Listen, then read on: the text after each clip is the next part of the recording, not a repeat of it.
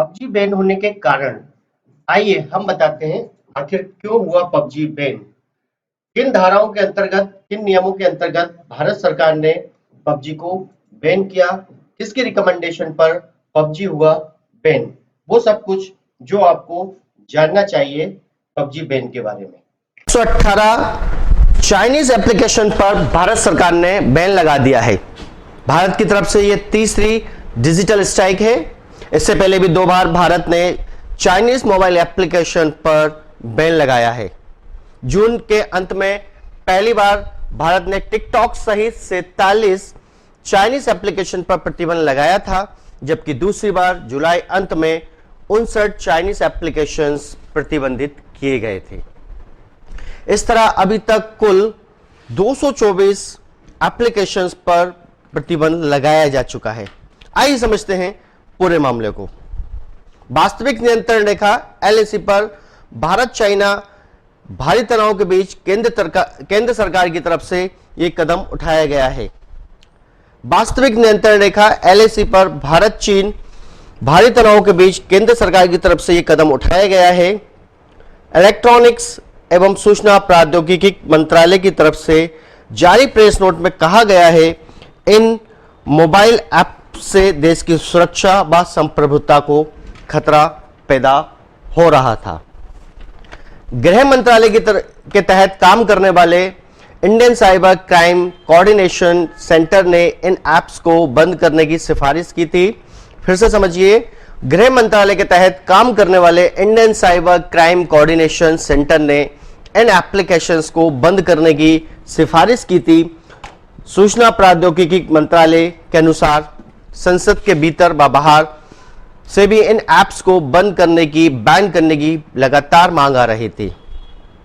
इनसे भारत की सुरक्षा व संप्रभुता को खतरा पैदा होने के साथ साथ निजता पर भी खतरा पैदा हो गया था।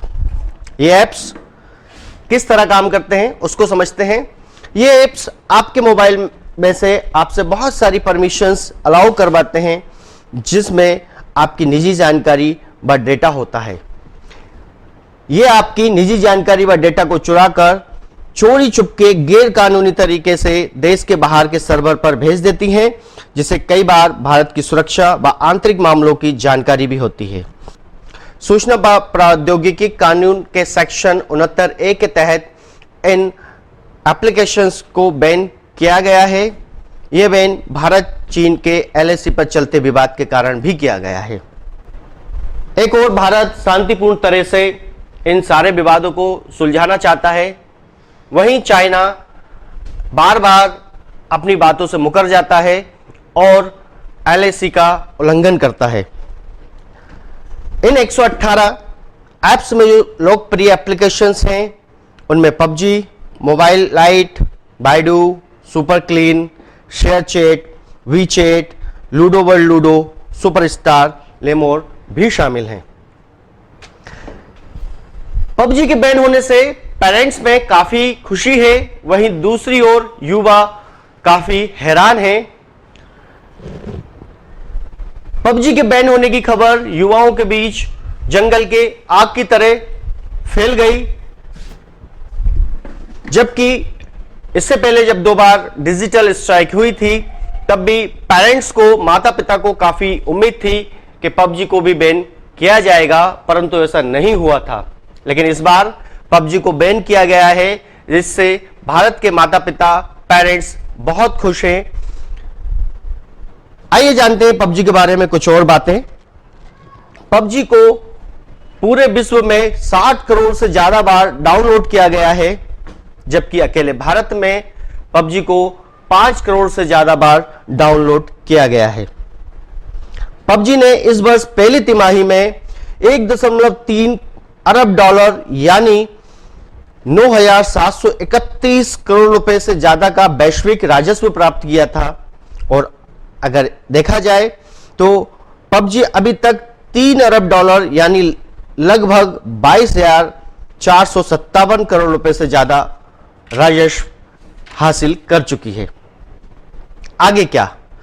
आगे देखना यह होगा, क्या भारत सरकार ऐसी कंपनियों को भी बैन करेगी जिनमें चाइना का इन्वेस्टमेंट है?